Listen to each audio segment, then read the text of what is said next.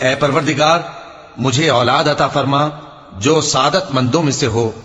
تو ہم نے ان کو ایک بردبار لڑکے کی خوشخبری دی۔ جب وہ ان کے ساتھ دوڑ دھوپ کی عمر کو پہنچا تو ابراہیم نے کہا کہ بیٹا، میں خواب میں دیکھتا ہوں کہ گویا تم کو ذبح کر رہا ہوں، تو تم سوچ لو کہ تمہارا کیا ارادہ ہے۔ انہوں نے کہا کہ ابا جان، جو آپ کو حکم ہوا ہے وہی کیجئے، اللہ نے چاہا تو آپ مجھے صابروں میں پائیے گا۔ اس طرح جب دونوں نے حکم مان لیا اور باپ نے بیٹے کو ماتھے کے بل لٹا دیا تو ہم نے ان کو پکارا کہ اے ابراہیم، تم نے خواب کو سچا کر دکھایا، ہم نیکوکاروں کو ایسا ہی بدلہ دیا کرتے ہیں، بلا شبہ یہ کھلی آزمائش تھی۔ اور ہم نے قربانی کے ایک بڑے جانور سے ان کا یعنی اسماعیل کا فدیہ دیا،